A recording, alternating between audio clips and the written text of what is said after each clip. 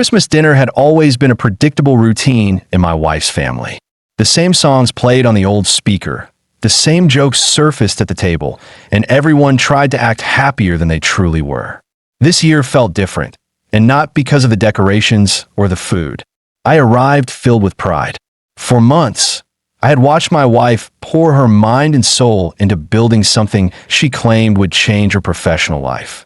She spent long nights in her office, surrounded by sketches, notes, and online meetings. Packages arrived every week, and she received calls from people she described as future partners.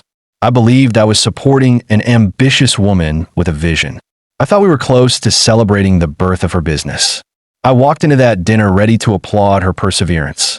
Her parents greeted us with their usual blend of politeness and hidden judgment. They measured success by titles and public recognition. To them, a dream was only valuable when others applauded it. My wife had always craved their approval, so I imagined this Christmas would finally bring her the validation she deserved. As we sat at the table, conversations drifted around trivial topics. I waited patiently, thinking she would announce her launch once her mother finished bragging about her cousins who worked in finance and medicine. Then the moment came. Her mother stood to make a toast. She tightened her scarf, cleared her throat, and gave that smile she used when preparing a comment designed to land precisely where it hurt. Everyone raised their glasses. My wife shifted uneasily in her seat, and my hand rested proudly on her shoulder, ready to cheer her on. Instead, her mother spoke in a tone that carried authority and condescension. She declared that her daughter was still job hunting and that she hoped something would finally come her way. The room erupted into polite laughter. Some nodded sympathetically. Others exchanged smirking glances. My fork stopped halfway to my mouth. I stared at my wife, expecting her to correct the statement. She looked down at her plate, cheeks flushed, shoulders tense, eyes fixed on nothing. That silence felt heavier than words. I waited for her to defend herself, to claim her project, to proudly name her accomplishments. Nothing came. Her mother watched me as if waiting for a reaction. This was not an innocent mistake. It was a message. My presence had just become a silent audience to a performance crafted long before we arrived. Confusion gave way to a slow and uncomfortable realization. For weeks, I had carried her stress, believed her promises, and sacrificed parts of my life to support her vision. Now, I learned the people closest to her had been told something entirely different. The conversations around the table continued without hesitation. It felt as though I was no longer part of the evening, but an observer of my own life unraveling. Every laugh from her relatives struck me like evidence, confirming that I had been kept in the dark. I tried to maintain my composure. My thoughts moved faster than the conversations around me. If she truly was job hunting, then what had she been doing behind the locked door she called her workspace? Where did the money for her materials come from? Who were the people she spoke to at night? Every question grew larger. Every answer I once believed collapsed into dust. Dessert was served as if nothing had occurred. Her mother smiled, satisfied, while my wife appeared smaller than I had ever seen her. Trust did not break that night. It dissolved. That dinner had not exposed ignorance. It had revealed intention. This was never a misunderstanding. It was a deliberate construction. And in that moment, I understood something chilling. I was not living beside a dreamer. I was living beside someone who had built a life I was never meant to understand. The drive home that night felt longer than usual. The roads were empty, yet my mind was crowded with questions that refused to settle. My wife sat beside me, staring out of the window, avoiding my gaze as if eye contact might ignite the truth she was trying to hide. The tense silence between us was more revealing than any confession.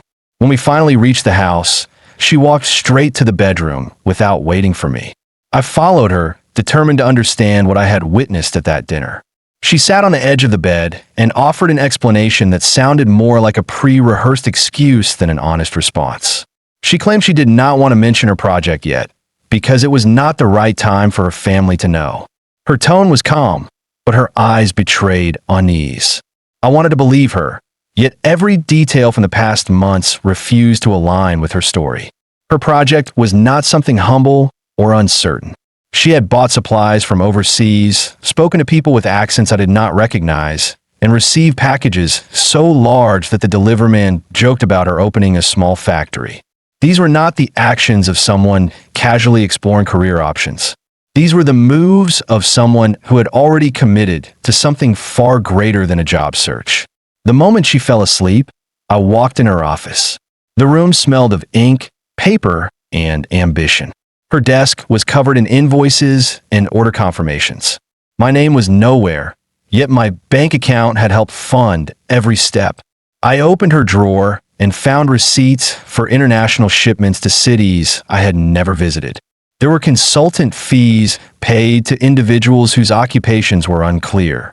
There were subscriptions to software platforms used for analytics, branding, and digital management. Each document felt like a brick in a wall she had built between us. The more I uncovered, the less sense her explanation made. A person who is job hunting does not purchase high-level equipment, nor do they hire specialized consultants. I noticed names of people she communicated with regularly, along with meeting dates that matched the nights she claimed she was too tired to talk. I checked her calendar on her laptop and found color-coded schedules that stretched months into the future. She was not waiting for an opportunity. She was building a structure, piece by piece, without my knowledge. A sudden noise at the door made me freeze. A deliverman stood outside, holding a box taller than his torso. I signed for the package while the man smiled, confident I knew what it contained. He asked if we were expanding the business and complimented our growth. His words struck me like a blow. He did not speak about a project. He spoke about a company. He referred to me as a partner. Unaware, I was only discovering what the world already assumed I understood. I carried the box inside and placed it next to the others. There were 5 similar packages stacked in the hallway, each one unopened. I ran my hand across the cartons and wondered how many truths were sealed inside. My wife was not chasing a job. She was managing something that required planning, money, and secrecy. I returned to the office and sat in her chair. The more I searched, the more the puzzle expanded. My frustration transformed into suspicion. She was investing in branding tools, audience analysis, and professional launch strategies. Everything pointed to something hidden from me and her family. Awareness settled in slowly. She had lied, not to protect a fragile idea, but to conceal a reality she did not want questioned. The lifestyle she maintained did not belong to an unemployed woman. It belonged to someone preparing for a reveal powerful enough to rewrite her identity. The question was not whether she lied. The question was why she believed the truth could not coexist with me. The locked door at the end of the hallway had always seemed like an insignificant detail in our home, a place I never questioned because trust once felt natural. Yet after that Christmas dinner, everything ordinary became suspicious. Curiosity evolved into something sharper, something I could no longer ignore. Each time I walked past that door, I felt a presence behind it, not of a person, but of a truth waiting patiently in the dark. My wife always kept the key close, either in her pocket or inside her purse, as though losing it would expose more than misplaced metal. That secrecy gnawed at me until it transformed into an obsession. The night everything shifted, she stepped into the shower with her usual routine. The sound of running water became the signal I did not know I had been waiting for. I walked in her office and searched with a steadiness that surprised me. It did not feel like snooping. It felt like survival. Every drawer told a story of ambition, but none offered explanations for her silence.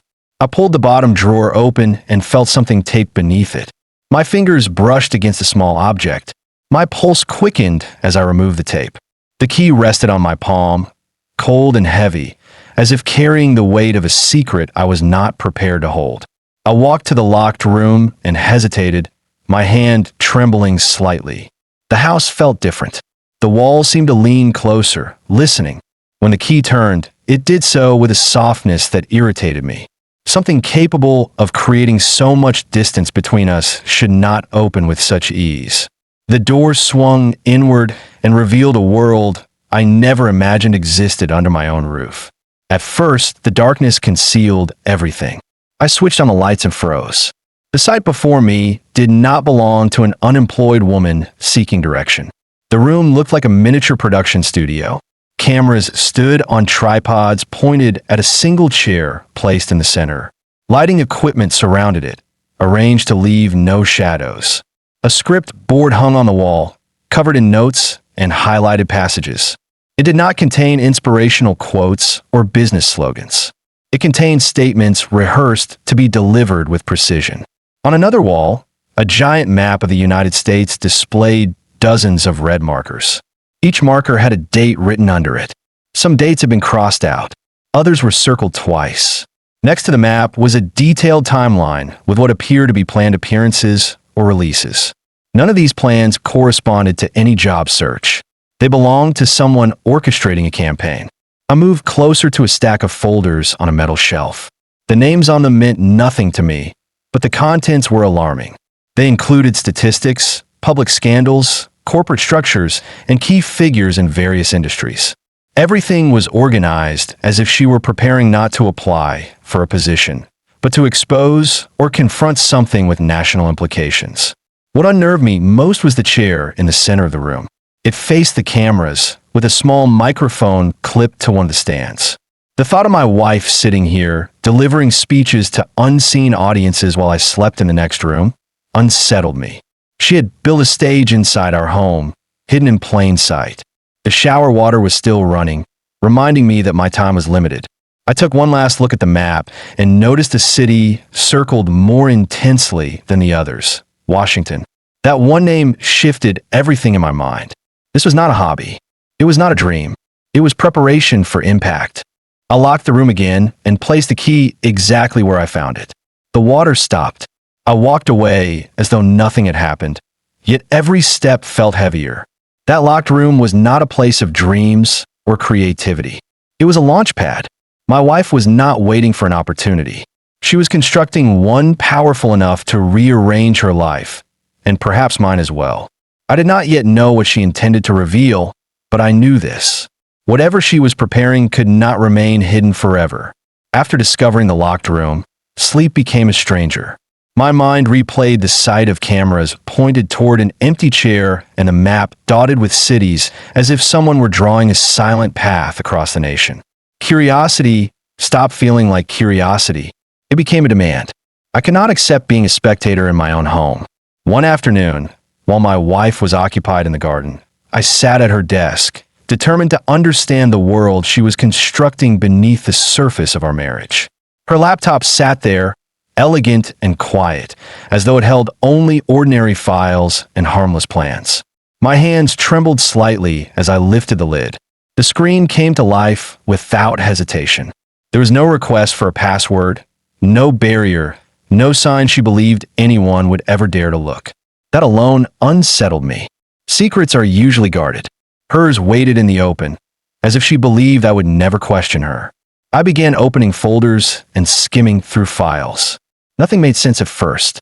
There were design templates, edited videos, outlines of presentations, and transcripts that read like speeches, not like business plans. She had labeled everything with cold precision: branding, audience segments, political positioning, risk management. The language was different from the woman I knew, the woman who once laughed at motivational cliches and preferred silence to public attention. Then I saw it. A single file with a title that froze the air around me. Phase 1 Public Image Acquisition. I clicked. What appeared next changed everything. The file was not a business blueprint. It was a transformation. Inside were video drafts of my wife speaking in a tone that was almost unfamiliar. She carried authority rather than curiosity. Her voice did not rise with questioning. It landed with certainty. She discussed corruption with a steadiness that came from knowledge, not speculation. She spoke about communities that suffered from decisions made behind polished doors. She talked about accountability as though she possessed the keys to bring an entire system to its knees. I stared at the screen in disbelief. She had written scripts arranged by topics. Each script was refined through multiple versions, each word calculated for impact. She practiced gestures, pauses, and expressions.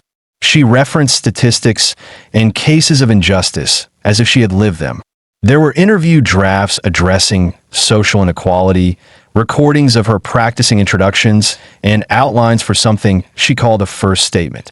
It was more than ambition. It was identity construction. The more I watched, the more I sensed the distance between the woman I married and the woman I saw on the screen. My wife had always been thoughtful, even introspective, but never confrontational. She once avoided arguments with her own family. Now she rehearsed sentences designed to challenge institutions. I felt as if she had stepped into a version of herself that existed outside the walls of our life together. She was not preparing a product launch. She was preparing a debut into a world that devoured the unprepared. I clicked another folder and found more material. Photos of her edited to look presidential, public, almost iconic. Mock magazine covers featuring her face beside words like reform and leadership. Graphics that resembled campaign visuals. None of this looked like a hobby. It resembled the beginnings of a movement. The person I watched on screen had authority in her posture, resolve in her eyes, and an agenda that extended far beyond our home. I leaned back in the chair, stunned. She was not building a brand for profit. She was positioning herself for recognition. Not the kind you chase quietly, but the kind you confront the world with. She was not hiding because she doubted her dream. She was hiding because she feared interference. She was becoming someone who belonged on stages, not in small conversations.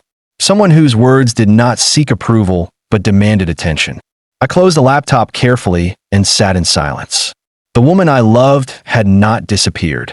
She had been replaced by a version of herself I never met. I did not know where her journey was leading, but I knew one thing with chilling certainty. Her destination required a name the world had not heard yet, and I had not even been told what that name was. 2 days passed in a blur of suspicion and forced normalcy. My wife behaved as if nothing unusual existed between us. She cooked, worked, and went about her days with the serene confidence of someone who believed her secrets were safely hidden. I tried to mirror her calm, but every glance, every word, every silence felt like a puzzle piece I could not yet place. I carried the memory of that file on her laptop like an ember burning quietly inside my chest. Something significant was unfolding, and whatever it was, I was already entangled in it without consent. The moment that changed everything arrived on an ordinary afternoon. I was in the living room, sorting through mail, when my phone vibrated. The screen displayed a number I did not recognize. I hesitated, then answered, expecting a telemarketer. The voice that met me was anything but sales-oriented. It was calm, composed, measured, and delivered each word with an unsettling clarity. The caller asked if I was aware my wife was preparing to go public with evidence that could shake a global institution. I responded with nervous laughter, hoping the question was a prank or some elaborate mistake. The voice did not join my laughter. Instead, it spoke my wife's full name, her date of birth, and details so private they felt like a lockbox someone had pried open. My hand tightened around the phone. The caller continued, asking if my wife had shared her plans with me. The voice spoke with an uncanny confidence, as though the question was rhetorical and my ignorance was expected. I tried to ask who they were and why they were calling, but the line went silent for a fraction of a second. The silence felt like a judgment. The voice returned, softer but sharper, and told me that once information is set in motion, silence becomes impossible. Then the call ended without a goodbye. I stared at the screen in disbelief. My heart did not beat. It sprinted. The room around me shifted into something unfamiliar. The walls seemed tighter, the air colder. Someone, somewhere, knew what my wife was doing, and they believed it was not a trivial endeavor. This was no longer a secret within a marriage. It was a secret with consequences that extended beyond our home. I walked through the house, searching for proof that would make sense of the call. I checked the door of the locked room, still sealed. I passed her office and heard nothing but silence behind it. The ordinary fabric of our home seemed to conceal something vast, as if beneath every floorboard there was a deeper foundation I had never noticed.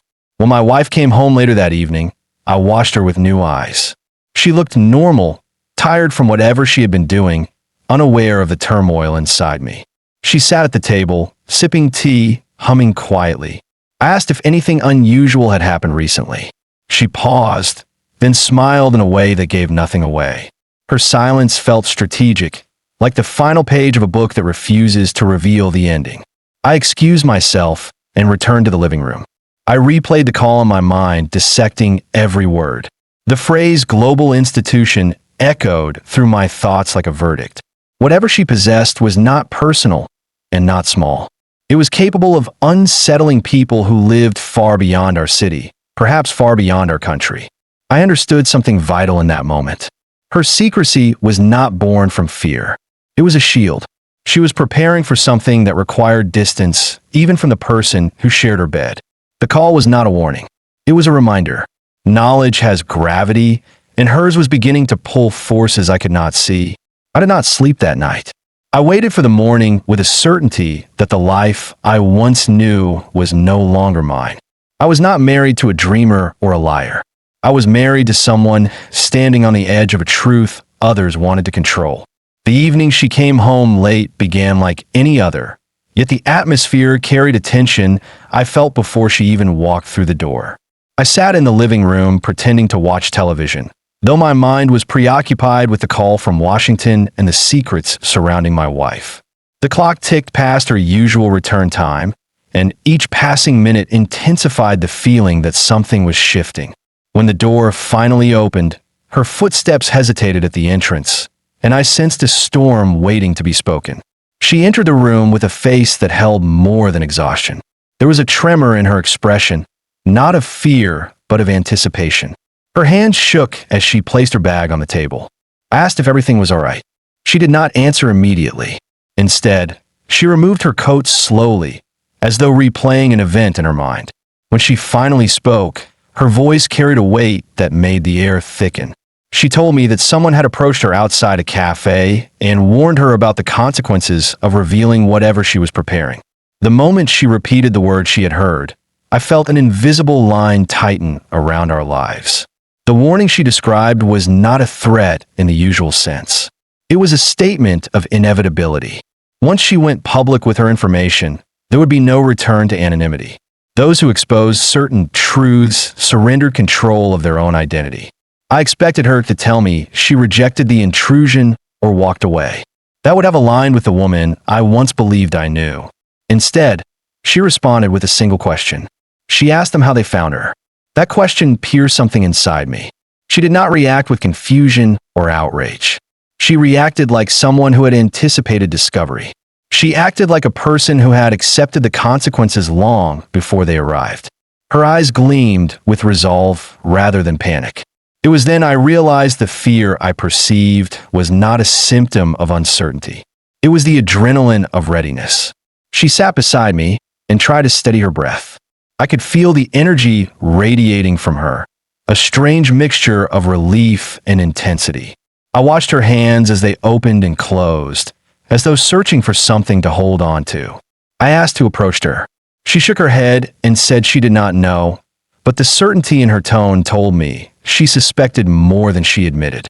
She claimed the person knew her name, her routines, and the nature of her project. They spoke as if they had studied her for months. I asked what she intended to do. For a moment, she remained quiet, and the silence grew until I could hear the clock ticking behind us. She looked at me, and her expression transformed into something unfamiliar. It was not the look of a partner seeking comfort. It was the look of someone preparing to cross a line. She spoke without hesitation. She said she had reached a point where silence was more dangerous than truth. She believed that every hour she continued to hide increased the risk of losing control of her message. Her certainty unsettled me. I had seen ambition before, but this was not ambition. This was conviction. It was as if she had detached herself from the life we shared and attached her identity to something larger. My questions no longer guided the conversation. Her determination dictated it. She did not ask whether I supported her. She assumed her path was inevitable. That night, long after she fell asleep, I sat alone listening to the quiet hum of the house. The stranger who approached her was not a random encounter. They were part of a reality I had never been invited into. Her readiness was not born that evening. It had been cultivated. She was no longer living in preparation. She was standing at the threshold of action. Our marriage was no longer defined by shared days and shared dreams. It was defined by a truth she intended to reveal to the world, and the world had already begun looking back. The next morning, she entered the kitchen with a composure that did not match the weight of the previous night. She placed a plain black folder on the table between us and sat without speaking. Her silence was not avoidance. It was invitation. She pushed the folder toward me, her eyes fixed on my hands. Something in her expression suggested she had crossed an invisible threshold, and now she wanted me to witness the world that lived beyond it. My hesitation lasted only a moment. I opened the folder, expecting confusion, maybe complicated paperwork, perhaps unfinished plans. What I found instead made my breath stall. The first document was a contract bearing the seal of a major federal agency. Not a State Department, not a corporate branch, but an institution whose name held national authority. My wife's signature appeared at the bottom of the page beside confidentiality clauses that seemed written in iron. I turned the sheet, and another emerged. This one contained statements from individuals whose names I did not recognize, yet their stories carried gravity. They spoke of fraud, coercion, and orchestrated deception. They described decisions made in boardrooms where consequences never reached the public. These were not complaints. They were testimonies. I flipped through the pages, each more alarming than the last.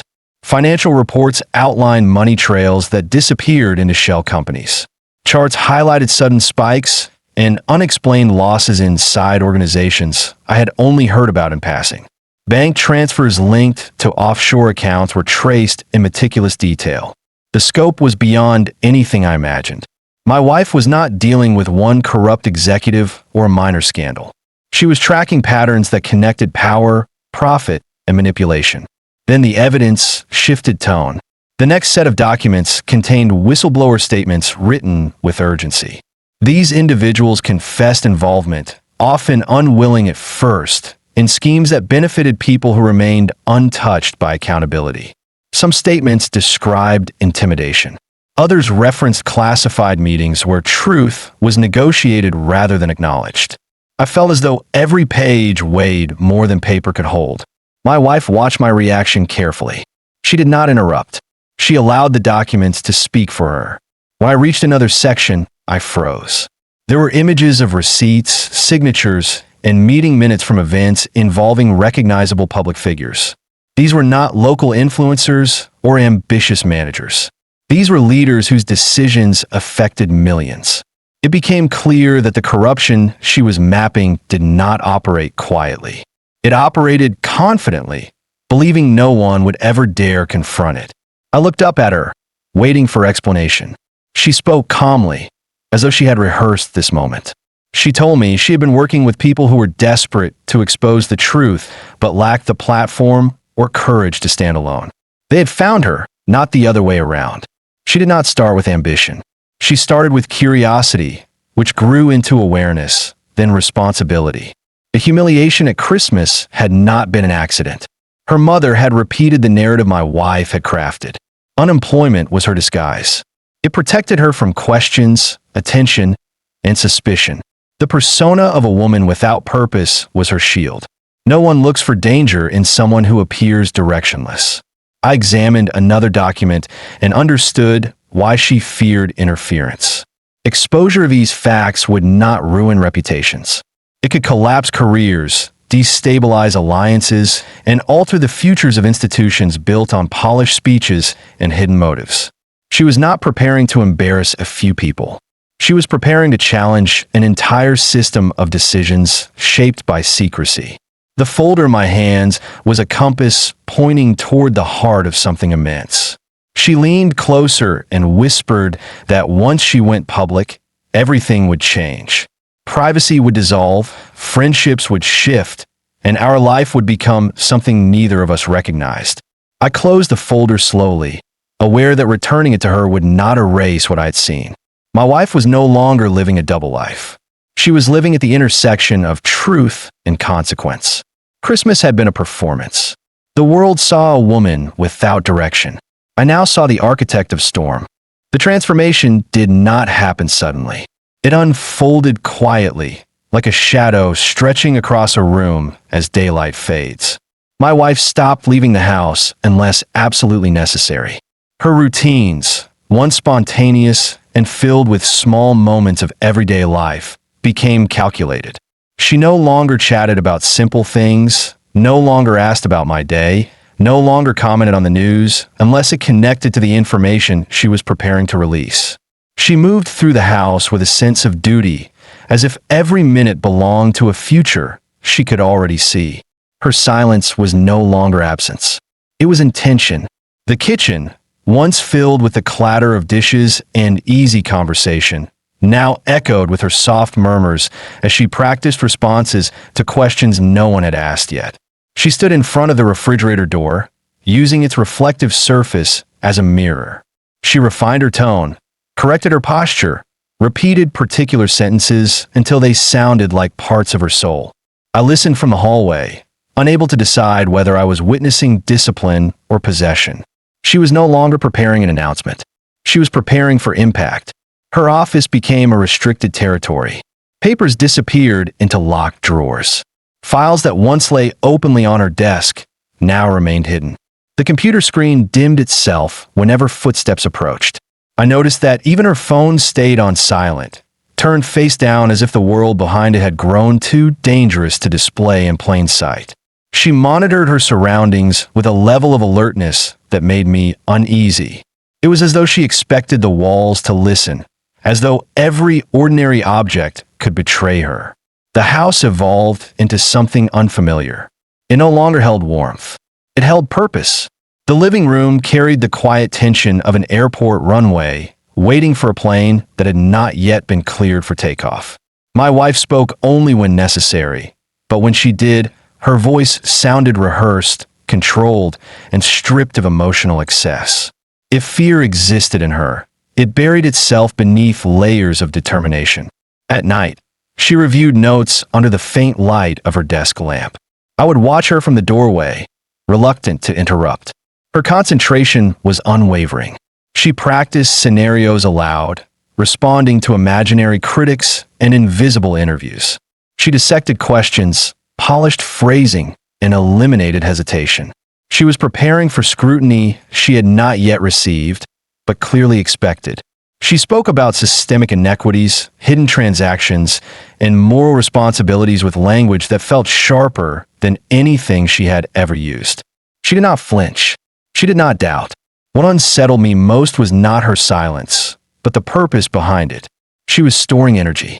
Every moment felt like the tightening of a bowstring. She behaved like someone who knew there would be no return once she released her arrow. Even her body language changed. Her steps were firmer, her shoulders squared, her eyes focused on something distant. She rarely smiled. When she did, it felt like an afterthought, not an expression of joy. She was no longer living beside me. She was living within a countdown. The house became still, yet never peaceful. I sensed that words, once spoken freely, now carried weight. Her silence was not emptiness. It was pressure. It filled rooms, thick and tangible, as though reality itself was preparing to shift. When I attempted to start conversations, she answered briefly, her mind already elsewhere. I felt like a guest in my own life, observing someone I recognized only by appearance. One afternoon, she stood at the window, staring at the street as if expecting someone. Her hand rested on the folder I had previously seen. She did not turn when I approached. She simply said, "The moment is close." That sentence lingered long after she left the room. The house did not feel abandoned. It felt armed. Every corner, every closed door, every breath held meaning. She was waiting for the right second to speak, and when she did, her voice would not be a whisper. It would be an explosion. I realized then that we were not living in silence. We were living in the pause before detonation. Thursday evenings in our house were usually uneventful. Routine had always been a quiet companion, offering the illusion of stability while life unfolded in familiar patterns. Yet this Thursday felt different from the moment I stepped through the door. My wife sat at the dining table with her laptop open, her eyes fixed on the screen as if she were waiting for something specific. The lights had not been turned on, leaving the room bathed in the pale glow of her computer.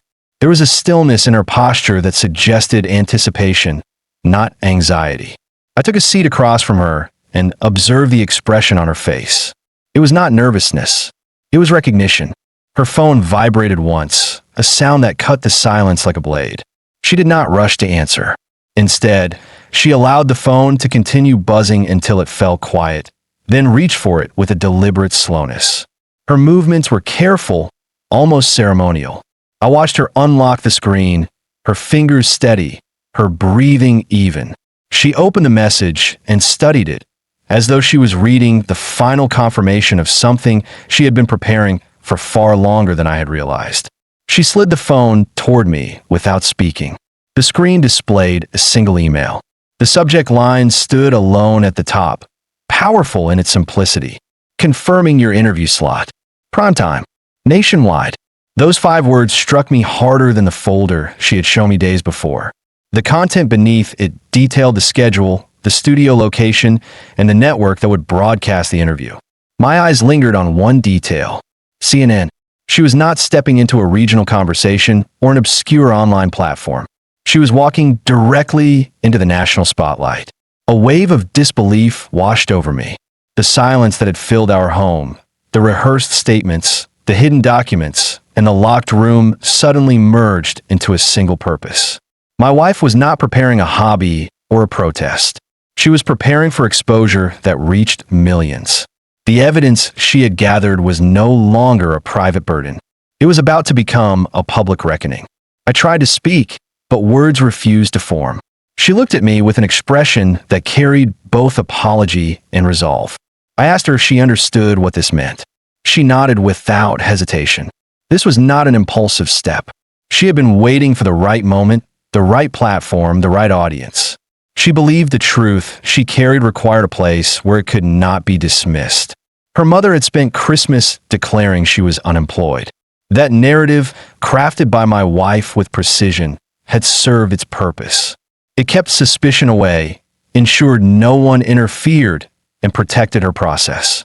The humiliation, which once felt cruel, had been strategy. She leaned back in her chair and closed her eyes for a moment. I sensed she was gathering herself for a future she had already accepted. I asked if she was afraid. Her answer was thoughtful. She said fear exists only when you believe there is still a chance to turn back. She no longer saw her path as a choice. It had become a responsibility.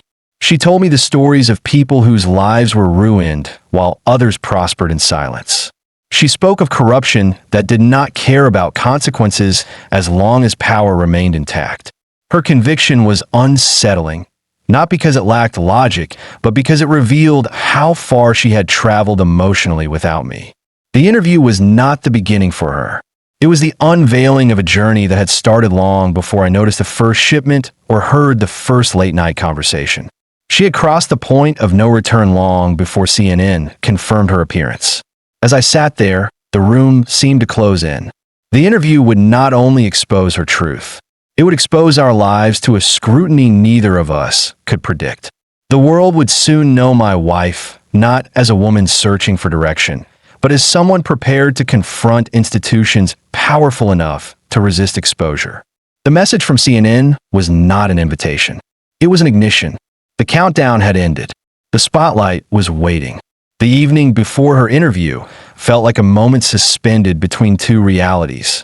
Our house, once a place of routine and predictable comfort, had become the backstage of a stage neither of us fully understood. Every sound seemed amplified. Every silence carried weight. The air itself felt charged, as if waiting for the world to inhale before her revelation forced it to exhale. I watched her move through the rooms with a calm intensity that no longer resembled the woman I married. She was not nervous. She was prepared. She eventually entered our bedroom, carrying the black blazer that had been hanging untouched for months.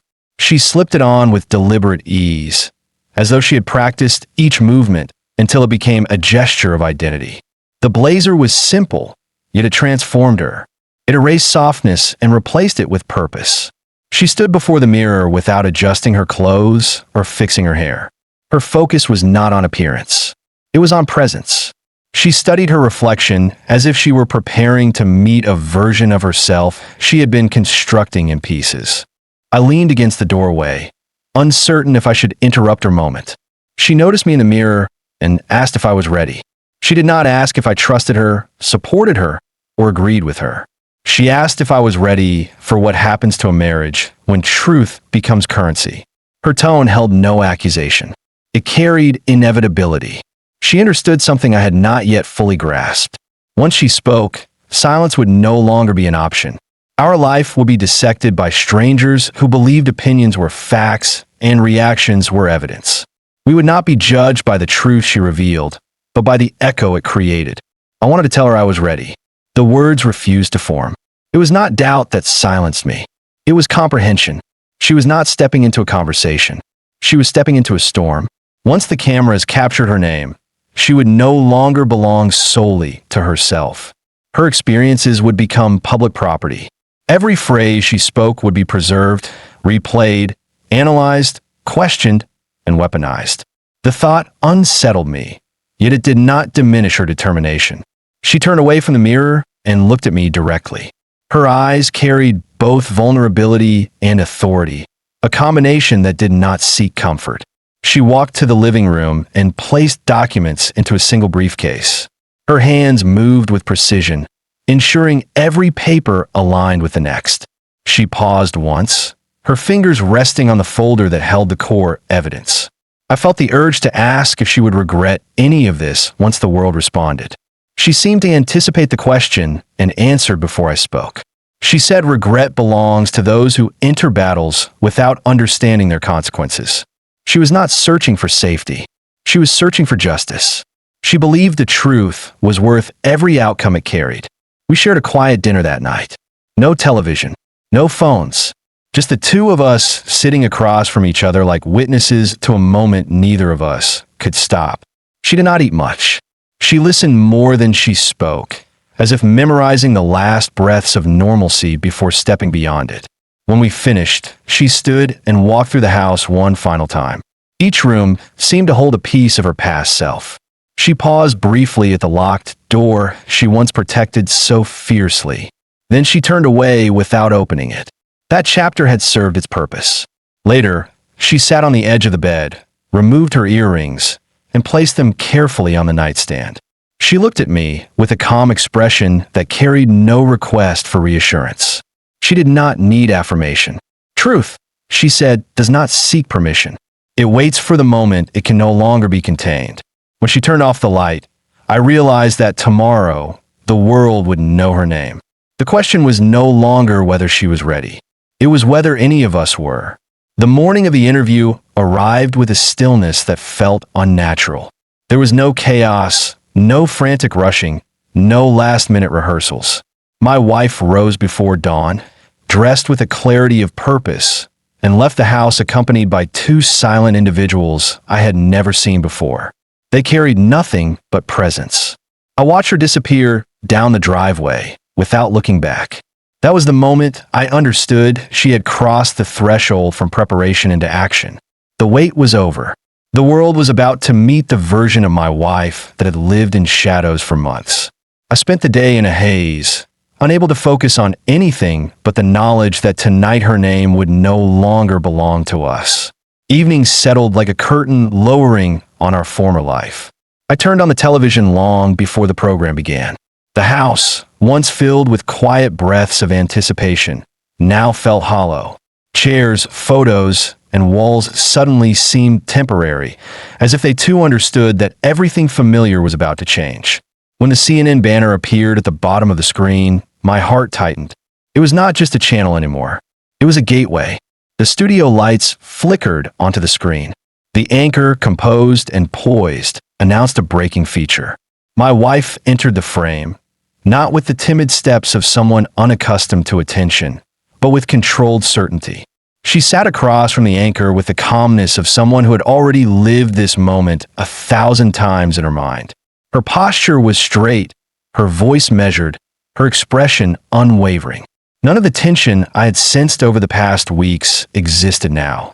She was in her element. Her mother watched from the corner of the room, mouth slightly open, Hands clasped her chest as if trying to hold onto the version of her daughter she believed she understood. The daughter she claimed was still searching, still lost, still trying to find her path. That image shattered the moment my wife began to speak. She detailed patterns of corruption and financial manipulation with precision. She named institutions and exposed tactics used to silence employees who questioned unethical practices. Her documents, once hidden in a folder at our table, now illuminated a network of lies built to enrich a select few at the cost of many. The anchor tried to interrupt her once, perhaps expecting hesitation. There was none. She responded not defensively, but authoritatively. She clarified timelines, referenced evidence, and articulated motives without relying on emotion. She was not speculating. She was unveiling a story she had lived, recorded, and verified. The ease with which she handled each question made it clear she was not speaking to be believed. She spoke because denial was no longer an option. The camera shifted to the anchor's astonishment. Viewers across the nation watched a story unfold that had never been hinted at in the public eye. People who had once appeared untouchable were suddenly exposed. The scandal was not sensational gossip. It was substantiated truth. The nation had not been invited to witness a confession. They were witnessing accountability. Her mother sank into a chair, unable to look away from the screen. The expression on her face was not disappointment. It was realization. The jobless daughter she pitied was never jobless. She was deliberate. She had used silence as armor while she built something beyond comprehension. Christmas had been a stage. What she unveiled tonight was the script that had been hiding behind it. The interview concluded without theatrics. She thanked the anchor with the dignity of someone who understood she had just entered a different world.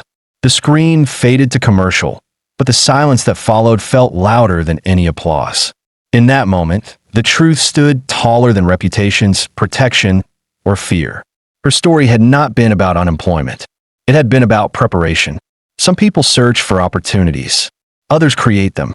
And some, like my wife, build revolutions in silence until the world is forced to listen.